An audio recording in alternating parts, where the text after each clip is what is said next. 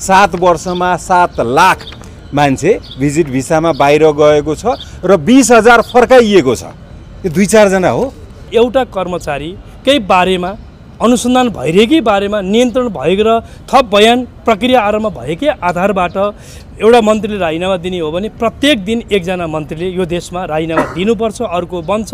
यो श्रृङ्खलामा संसद लान खोजेको होइन, त्यसरी लैजान हुँदैन। नेपालीहरूलाई भुटानी बनाएर बेच्यो, त्यतिले पनि पुगेन। अहिले त केसम्म गर्न थाले, भिजिट भिसामासम्म मान्छे बेच्न थाल्यो। यो बेच्न थालेपछि यसको जवाफ हामीले संसदमा माग्यौँ। गृहमन्त्रीले राजीनामा दिनुपर्छ भन्यौँ र गृहमन्त्रीले राजीनामा दिन भन्यो भने यदि संसदीय छानबिन समिति अगाडि बढाउनुपर्छ, छानबिन समिति बनाओस् भन्ने कुरा अगाडि बढ्यो। तर यति कुरा पनि तपाईँको सत्तापक्षले टेरपुच्छर नलगाउने, यसलाई नमान्ने भएपछि संसद अगाडि बढ्न सकेन। संसद चल्न दिनुपर्छ। संसदभित्रैबाट तर्क वितर्क राष्ट्रिय वस्तुस्थितिको हामी छलफल गर्न सक्छौँ। रवि लामिछानेको मुद्दा उहाँ राजनीतिक रूपमा सक्रिय हुनुभन्दा अगाडिको मुद्दा थियो। राजनीतिक अख्तियारी दुरुपयोग गरेको मुद्दा थिएन, त्यो उहाँको व्यवसायसँग सम्बन्धित मुद्दा थियो। जुन अर्को कुरा तपाईँहरूले एउटा कुरा बुझ्नु के पर्छ भने उहाँको त्यो बेलाको चर्चा नेपाली कांग्रेस लगायत अरू दलले गर्दै गर्दा हैन कुनै पनि ठाउँमा किटानी जाहिरी थिएन र संसदीय छानबिन समितिले प्रतिवेदन लिएर आइसकेपछि बल्ल जाहिरी परेको हो। उहाँहरूले उठाएकै विषयमा जवाफ दिन तयार हुनुहुन्छ। उहाँलाई रोक्ने कुरा यो असंसदीय कुरा हो, यो राजनीति विषय होइन। त्यो बोल्न दिनुपर्छ, उहाँलाई चित्त बुझ्छ बुझ्दैन त्यसपछि उहाँको कुरा हो। त्यसपछि कार्यसूचीमा कसरी जान्छ त्यसपछिको कुरा हो। राजीनामा मागेको छ प्रतिपक्षले, जवाफ होइन। पहिला त जवाफ पनि होला नि, राजीनामा पाएन। किनभने पहिला संसदीय छानबिन समिति बनाउँछु भन्ने कमिटमेन्ट चाहिँ गृहमन्त्रीबाट आउनु पर्यो। प्रश्न गृहमन्त्रीमा उठेको छ, त्यसैले गृहमन्त्रीज्यूले बोल्ने होइन, यसमा प्रधानमन्त्रीज्यूले आएर बोल्नुपर्छ। हामी सत्तापक्षका कुरा हुँदैन, हाम्रा मुद्दा हुँदैन, हाम्रा विषय हुँदैन, सरकारलाई ध्यानाकर्षण गराउनु पर्दैन। भोलि बजेट आउँदैछ, बजेटसँग सम्बन्धित विषयहरू सुझावहरू संसद मार्फत हामी सरकारलाई राख्नुपर्नेछ। साथीहरू, उहाँहरूले प्रश्न किन गरिस् हामीले भनेका छौँ छैनौँ।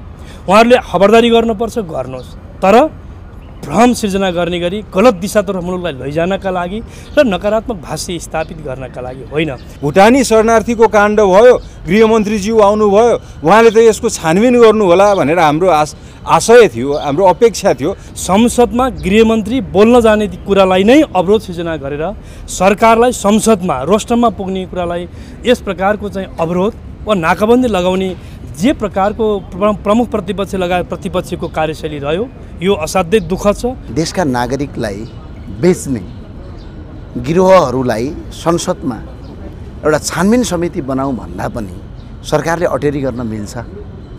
यो कस्तो अवस्था आइपुग्यो ल भन्नुहोस् त। कसैले फलान ठाउँ कब्जा गर, कसैले गर्न नदे भनेर भन्नु, त्यो स्वयं निरङ्कुश मनोवृत्ति हो र लोकतन्त्र लोकतान्त्रिक पद्धतिको विपरीत हो र झन् राज्य सञ्चालकले त्यो भन्नै हुँदैन। भने त्यो तपाईँहरूले कस्तो व्यवस्थाको वकालत गरिराख्नु भएको छ? फरक मत राखेकै आधारमा राप्रपाका सचेतक समिति सभापतिहरूको पिएसओ खोजिदियो त सरकारले। तपाईँहरूले परिकल्पना गरेको व्यवस्था यही हो राष्ट्रपाल चाहिँ? मलाई यो सदनमा अघि आधा घण्टा अगाडि राष्ट्रिय प्रजातन्त्र पार्टीका साथीहरूले माननीयहरूले यो कुरा सुनाउनु भयो र तपाईँले 2-4वटा मिडियामा चेक गर्न सक्नुहुन्छ। त्यो मिडियामा फोन गरेर सूचना दिने व्यक्ति मै हो। तपाईँहरूले कृपया यो सूचना प्रकाशित गरिदिनुस्, यो गलत भइराखेको छ, यसको बारेमा मिडियाले बोलिदिनुपर्छ भनेर। त्यसमा फेरि उहाँ र म, हाम्रो दिपकजी र म मिलेर हामी अरू समितिको सभापति कहाँ गएर तपाईँहरूको पनि खोस्या छ भनेर चेक गर्न पनि पुग्यौँ। तर अरू पार्टीको समितिको सभापति अनि प्रमुख सचेतकहरूको खोसिएको होइन रहेछ। हुन त हामीले रासोपाले कसैले पनि पिएसओ लिएको छैनौँ, हामीले त्यो अभ्यास गरेका छैनौँ।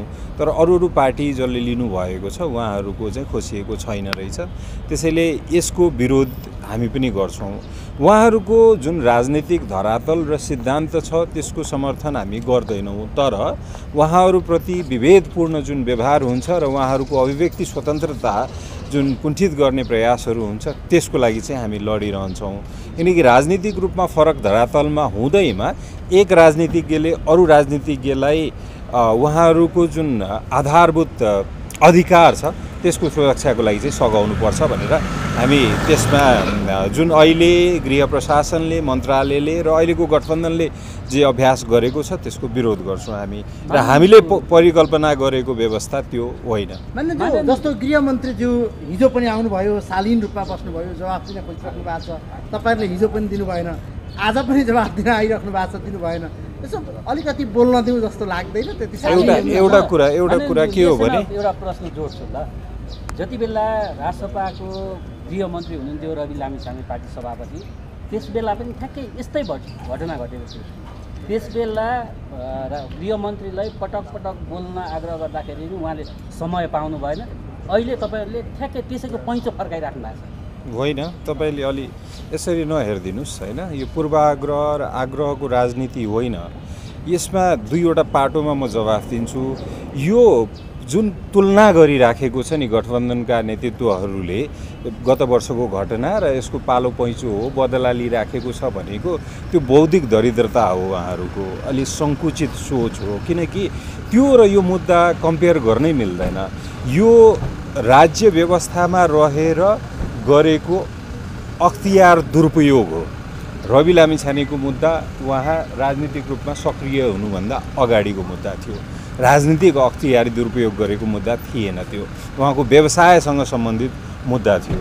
जुन अर्को कुरा तपाईँहरूले एउटा कुरा बुझ्नु के पर्छ भने उहाँको त्यो बेलाको चर्चा नेपाली कङ्ग्रेस लगायत अरू दलले गर्दै गर्दा होइन कुनै पनि ठाउँमा किटानी जाहिरी थिएन र संसदीय छानबिन समितिले प्रतिवेदन लिएर आइसकेपछि बल्ल जाहिरी परेको हो। तर त्यो समिति बनाउनको लागि थियो होइन। त्यो एउटा कुरा र अर्को तेस्रो एङ्गल हामीले सम्झिनुपर्ने त्यो बेला उहाँहरूको एकैछिन तपाईँहरूले अर्को सम्झिनुपर्ने कुरा के हो भने लास्ट इयर उहाँहरूको डिमान्ड के थियो? प्रधानमन्त्री आएर बोल्नुपर्छ, प्रश्न गृहमन्त्रीमा उठेको छ, त्यसैले गृहमन्त्रीले बोल्ने होइन, प्रधानमन्त्रीले आएर बोल्नुपर्छ भनेर माग राख्नु भएको थियो। हामीले पनि त्यही माग्दै राखेको। प्रश्न गृहमन्त्रीमा उठेको छ, त्यसैले गृहमन्त्रीज्यूले बोल्ने होइन, यसमा प्रधानमन्त्रीज्यूले आएर बोल्नुपर्छ भनेर एउटा कुरा।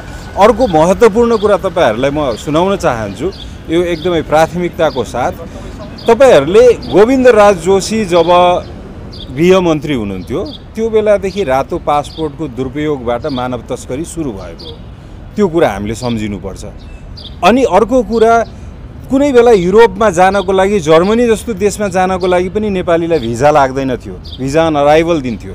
अनि भुटानी शरणार्थीको काण्ड भयो, गृहमन्त्रीज्यू आउनुभयो, उहाँले त यसको छानबिन गर्नु होला भनेर हाम्रो आशय थियो, हाम्रो अपेक्षा थियो। तर उहाँ त फाइलहरू बन्द गर्न आउनुभयो। त्यो फाइलहरू बन्द गर्न आउनुभयो र यस्तै अब 2-4 जना भनेर अघि भर्खर नेकपा एमालेको प्रमुख सचेतकले 2-4 जनाले यस्तो गर्दैमा भने यो 2-4 जना हो। हेर्नुहोस् त 7 वर्षमा 7 लाख मान्छे भिजिट भिसामा बाहिर गएको छ र 20,000 फर्काइएको छ। यो 2-4 जना हो? 7 लाख। हाम्रो महोत्तरीको अस्ति भर्खर एकजना मण्डल भाइ मरेर बाकसमा आउनुभयो, भिजिट भिसामा जानुभएको रहेछ 5 लाख रुपियाँ तिरेर। यो हुन दिइराख्ने हामी? यो भइराखोस् त्यसो भए होइन। यो भइराखे, यो गर्दै गर्दा हामी यो तथ्याङ्कहरूलाई नजरअन्दाज गरिदिउँ भन्ने हो एउटा कुरा। अर्को कुरा म टुङ्ग्याउँदैछु यसमा। अर्को कुरा, अहिलेको जुन कन्स्टिट्युसनल प्रोसेस संवैधानिक प्रक्रिया अनुसार भोलि हाम्रो के छ? बजेट छ। हामी बजेटलाई व्यवधान गर्दैनौँ, त्यसमा डिस्टर्बेन्स गर्ने हाम्रो कुनै आशय छैन। त्यति सुझबुझपूर्ण राजनीति हामी गर्छौँ होइन। यसमा आशंका उहाँहरूले जुन अब बजेट व्यवधान गर्ला, यो गर्ला, ऊ गर्ला भनेर त्यसलाई नबेचे हुन्छ। त्यति कन्स्टिट्युसनल प्रोसेसलाई रेस्पेक्ट गर्ने पोलिटिकल प्र्याक्टिस हामीसँग छ र यो भनेको हामीले अहिले उठाइराखेको राजनीतिक मुद्दा हो, यो कानुनी मुद्दा हो र यो छानबिन हुनुपर्छ भनेर एउटा सुशासनको माग हो। तर यो माग गर्दै गर्दा हामी कन्स्टिट्युसनल प्रोसेसलाई चाहिँ डिस्टर्ब गर्दैनौँ। भोलि हामी संवैधानिक प्रक्रियालाई डिस्टर्ब नगर्नेछ। 5 महिनामा अलि छोटो सोध्नुहोस् है, तपाईँ लामो प्रश्न सोध्नुहुन्छ हो। त्यसको तथ्याङ्क मसँग छ, त्यसको तथ्याङ्क छ। म तपाईँहरूलाई अहिले सबैलाई त्यो लिन दिउँला होइन। त्यसमा के छ भने नेपालबाट जाने फ्लाइट नै कम भएको छ त्यो बेलामा। किन कम भएको छ थाहा छ? यहाँ भएको टाइटले गर्दाखेरि र फर्काइएको त्यो 20,000को सङ्ख्या जुन छ नि त्यसको धेरै सङ्ख्या त्यही दौरान छ, त्यो अर्को कुरा। र त्यो बेलामा गृह प्रशासन लगायत सबै ठाउँमा त्यो बेलाको छापामा आइरहेको समाचार पनि हेर्नुहोस् तपाईँ। त्यो हामीले यो प्रश्न तपाईँहरूबाट आउँछ भन्ने अपेक्षा थियो, किनकि हामी पनि त जिम्मेवार थियौँ। लगभग 150 दिन गृह प्रशासन होइन, उहाँहरूले जस्तो 34 वर्ष होइन, 150 दिन चाहिँ हामी पनि जिम्मेवारीमा थियौँ। त्यसैले गर्दा त्यो दौरान के थियो त भनेर तपाईँहरूको प्रश्न हुनसक्छ भनेर हाम्रो त्यो अपेक्षा र त्यो तयारी थियो।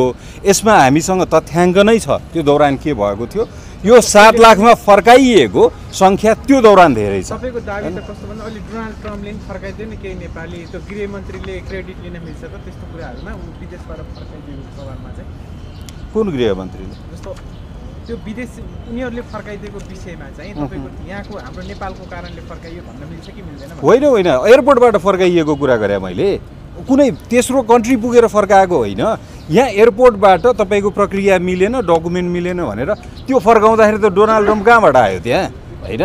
त्यो त हाम्रो प्रशासनको कुरा गरेको, हाम्रो अध्यागमनको कुरा गरेको होइन। हाम्रो अध्यागमन त हाम्रो गृहमन्त्रीले चलाउँछ नि, डोनाल्ड ट्रम्पले होइन नि। त्यसैले उसको देशबाट फर्काइएको त्यो अर्को कुरा हो।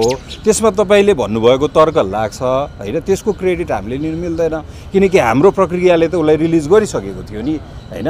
तर हाम्रो एयरपोर्टबाट अध्यागमनको कर्मचारी प्रहरीले फर्काउने कुरा त हाम्रो प्रक्रिया हो नि होइन। त्यो मैले कुरा गरेको। के हजुर? अहिले हिजो लगभग 4 घन्टामा 2 चरण जस्तो बैठक भयो। सबै स्वकीय हाम्रो प्रमुख सचेतकहरू र 2-3 जना कानुन मन्त्री लगायत अरू विधेयकसँग सम्बन्धित जुन हाम्रो कार्यसूचीमा रहेको विधेयकसँग सम्बन्धित मन्त्रीज्यूहरू पनि उपस्थित हुनुहुन्थ्यो र उहाँहरूको उपस्थितिमा त्यो भयो होइन। आज पनि अहिले त्यो बैठकहरू भइराखेको छ। अहिले हामीले चाहिँ उहाँहरूले बोल्नै पाउँदैन भन्ने तर्क हुँदै होइन हाम्रो होइन। हाम्रो तर्क के हो भने मुद्दा हाम्रो हो, त्यसैले पहिले हामीलाई बोल्न दिनुहोस्। अनि त्यसपछि हामीलाई एउटा कुरा याद छ, हामीले अघि भन्यौँ नि कन्स्टिट्युसनल प्रोसेसलाई रेस्पेक्ट गर्छौँ र बजेटलाई हामी डिस्टर्ब गर्दैनौँ भनेर त्यो राजनीतिक संस्कार देखाउँछौँ। हामीलाई अर्को कुरा पनि के याद छ भने गत वर्ष यसरी नै उहाँहरूले अवरोध गर्दै गर्दा उहाँहरूले हामीलाई चाहिँ बोल्न दिइरहनुहुन्थ्यो होइन। तर के अभ्यास गर्नुभएको थियो भने सबै दिनको बैठकमा पहिले उहाँहरूले बोल्नुहुन्थ्यो अनि सत्ता पक्षलाई बोल्न दिनुहुन्थ्यो। तपाईँहरूले गएर क्लिपहरू रेकर्डहरू हेर्न सक्नुहुन्छ। पहिले जहिले पनि प्रतिपक्षले बोल्नुहुन्थ्यो, हामीलाई प्रश्न साध्नुहुन्थ्यो अनि त्यसको जस्टिफिकेसन, त्यसको क्लियरिफिकेसन सत्ता पक्षले दिने अभ्यास थियो। अनि हामीले आज त्यही त भनेको कि अब हामी प्रतिपक्षमा छौँ, हाम्रो प्रश्न हो, हाम्रो मुद्दा हो, हाम्रो माग हो, हामीलाई पहिला बोल्न दिनुहोस्। हामीले उहाँहरूलाई बोल्नै पाउनुहुन्न भनेकै छैन होइन। हिजो 2 जना प्रतिपक्षबाट 2 जनाले बोल्नुभयो, त्यसपछि सत्ता पक्षबाट चाहिँ काङ्ग्रेसका सचेतकले समय पाउनुभएको थियो, त्यसपछि अवरोध भयो। त्यसैले सभामुखले आज कन्टिन्युटी गर्नु होइन। हिजोको कुरा आज त्यो सन्दर्भ नै परिवर्तन भइसक्यो। सदनमा सधैँ हिजोको कुरा आज के भनेपछि लास्ट इयरको कुरा आज किन हुँदैन भनेर हामी पनि त प्रश्न सोध्न सक्छौँ। लास्ट इयर तपाईँहरूले जुन जुन अभ्यास गर्नुभएको थियो यसपालि त्यो किन मानिरहनु भएको छैन भन्ने हो। हामी उहाँहरूलाई अभिव्यक्ति गर्नै पाउँदैन, यहाँ चाहिँ अभिव्यक्ति वर्जित छ भनेर होइन। सदन त उहाँहरूले नै व्यवस्था हेरिरहनु भएको छ, उहाँहरूकै बहुमत छ।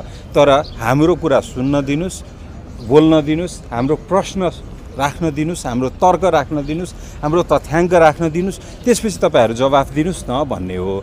त्यसैले त्यति मात्र हो हाम्रो होइन। उहाँहरूले जसरी तपाईँहरूलाई आएर सुनाउनुहुन्छ कि बोल्नै दिँदैन यस्तो उस्तो भने होइन।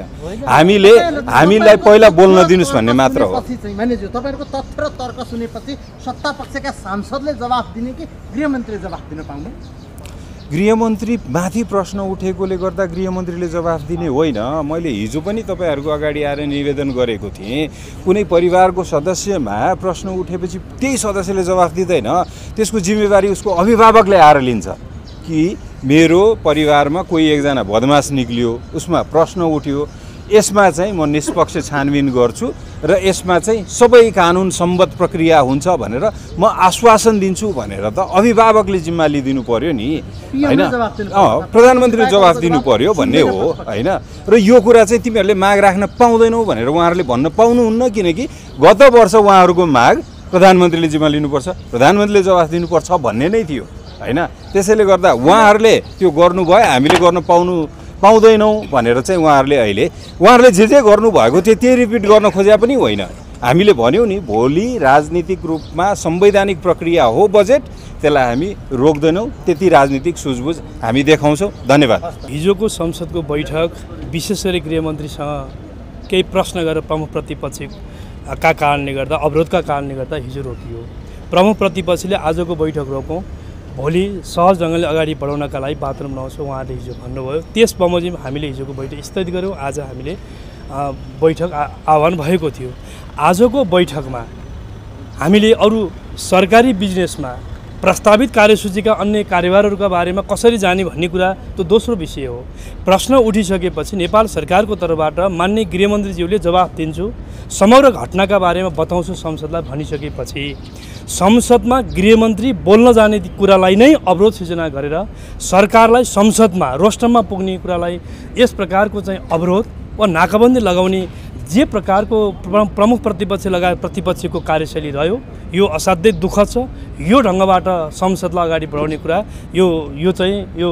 वास्तवमा स्वीकार्य हुन सक्दैन र म आग्रह गर्न चाहन्छु संसदमा सरकारको उपस्थिति भएन भने एक मिनट पनि हाउस अगाडि जान सक्दैन संसदमा सरकारलाई रोक्ने सरकारले जनता र राष्ट्रिय सरकार र जनसरकारका विषयहरू उठिसकेपछि सम्बोधन गर्ने त्यो स्वाभाविक संसदीय प्रक्रिया हो त्यसकारण अहिले हाम्रो यति मात्रै भनाइ हो माननीय गृहमन्त्रीज्यू उहाँहरूले उठाएकै विषयमा जवाफ दिन तयार हुनुहुन्छ उहाँलाई रोक्ने कुरा यो असंसदीय कुरा हो यो राजनीति विषय होइन त्यो बोल्न दिनुपर्छ उहाँलाई चित्त बुझ्छ बुझ्दैन त्यसपछि उहाँहरूको कुरा हो त्यसपछि कार्यसूचीमा कसरी जान्छ त्यसपछिको कुरा हो तर अहिले हाम्रो भनाइ के हो भने माननीय गृहमन्त्री बोल्न तयार हुन्छ हाउसमा आउनुभएको छ एउटा त्यो दोस्रो कुरा संसदमा प्रमुख प्रतिपक्ष वा प्रतिपक्ष मात्रै बोल्ने उहाँहरूका मात्रै सरकारसँग कुरा हुन्छ हामी सत्तापक्षका कुरा हुँदैन हाम्रा मुद्दा हुँदैन हाम्रा विषय हुँदैन सरकारलाई ध्यानाकर्षण गराउनु पर्दैन भोलि बजेट आउँदैछ बजेटसँग सम्बन्धित विषयहरू सुझावहरू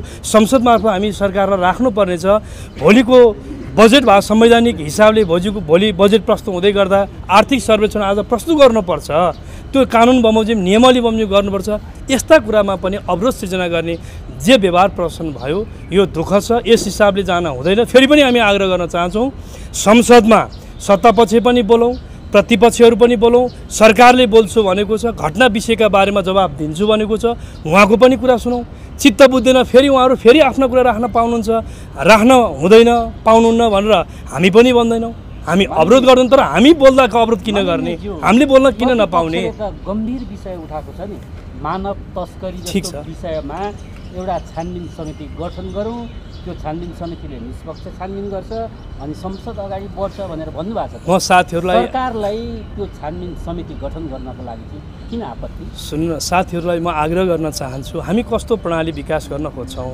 हामी हरेक पटक यस्तै सानातिना विषयहरूमा एउटा कर्मचारीलाई सम्बन्धित संवैधानिक आयोगले अनुसन्धानको लागि सोधपुछ गरिरहेको छ बयान गरिरहेको छ ठिक छ भोलि अनुसन्धानको प्रक्रिया अगाडि बढ्दै जाँदा गृहमन्त्रीको बारेमा किटानी जाहेरी गृहमन्त्रीका बारेमा बयान यी सबैको प्रक्रिया भयो त्यस हिसाबले जोडिएको आशंका मिलीभगत कहीँ देखियो भने यो त अरूले प्रतिपक्षले भन्न पर्दैन नि हामी सत्तापक्षको चेयरबाट उठेर भन्नेछौँ फेरि भन्ने मात्रै होइन कानुन बमोजिम त्यति बेला काम गर्छ राजीनामा मात्रै कुरा होइन नि हामी पनि यसमा प्रष्ट छौँ त्यस कारणले गर्दा सुशासन प्रवर्धन गर्नका लागि सरकारले भ्रष्टाचारको सन्दर्भमा शून्य सहनशीलता अपनाएरै काम गर्न जे खोजिरहेको छ कानुन बमोजिम काम गर्ने प्रक्रियालाई अगाडि बढाउन दिनुपर्छ र एउटा कर्मचारी केही बारेमा अनुसन्धान भइरहेकै बारेमा नियन्त्रण भएको र थप बयान प्रक्रिया आरम्भ भएकै आधारबाट एउटा मन्त्रीले राजीनामा दिने हो भने प्रत्येक दिन एकजना मन्त्रीले यो देशमा राजीनामा दिनुपर्छ अर्को बन्छ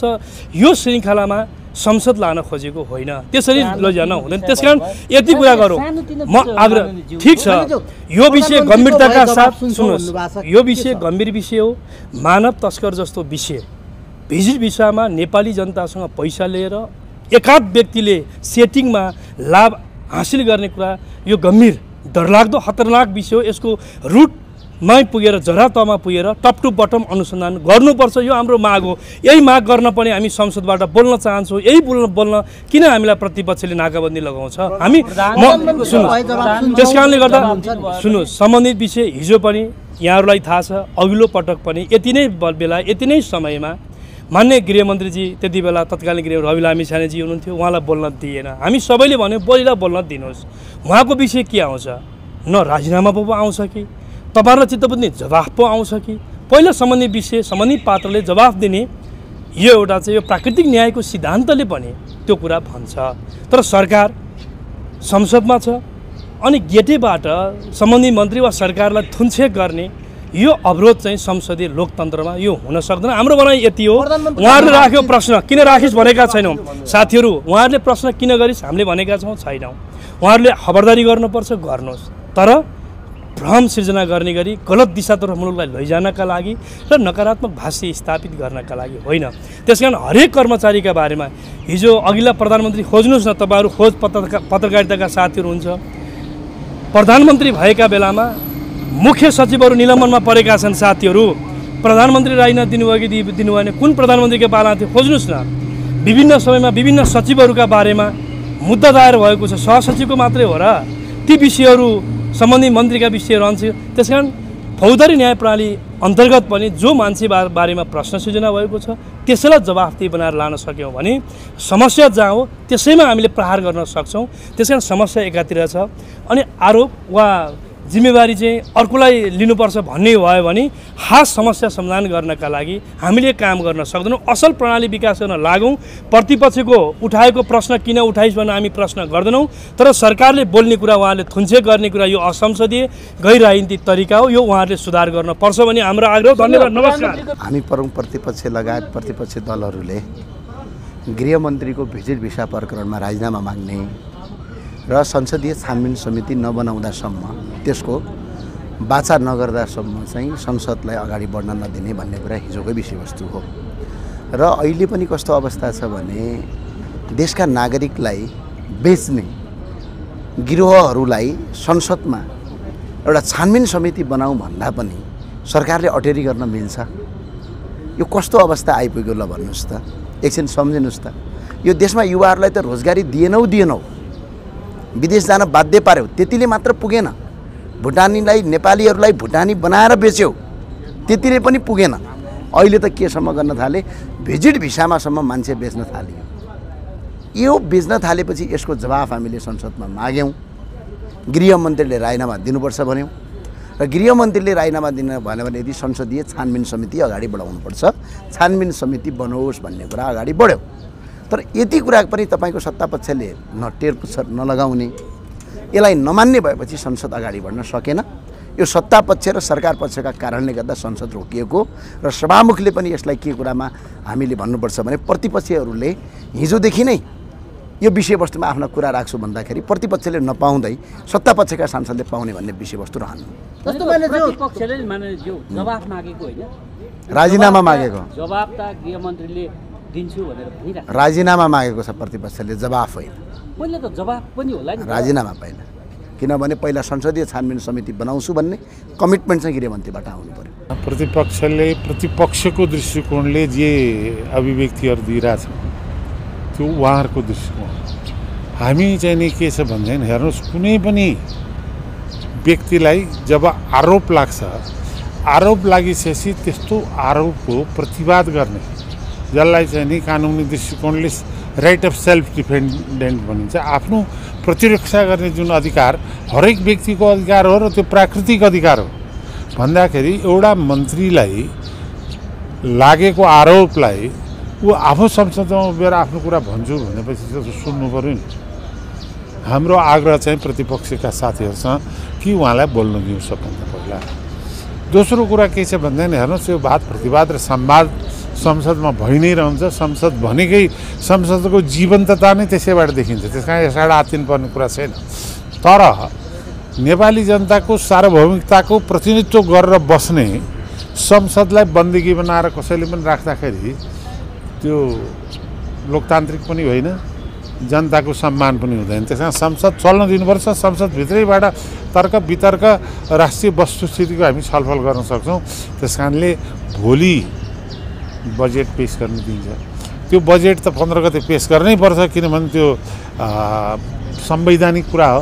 मलाई लाग्छ प्रतिपक्षका साथीहरूले बुझ्नु भएको छ त्यो, किनभने सम्पूर्ण राष्ट्र समग्र राष्ट्रिय विषयसँग जोडिएको कुरा उहाँहरूले बजेट प्रस्तुत गर्न दिनुहुन्छ भन्ने कुरा मलाई विश्वास छ। र संसदलाई चाहिँ नि सुचारू गर्ने विकल्पको बाटोहरू बसेर सहमति साथ खोज्नुपर्छ। नेपालको संविधानले हरेक व्यक्ति समूह र पार्टीहरूलाई आफ्ना विचारहरू राष्ट्रिय स्वाभिमान अथवा चाहिँ नि अखण्डतामा असर नपर्ने,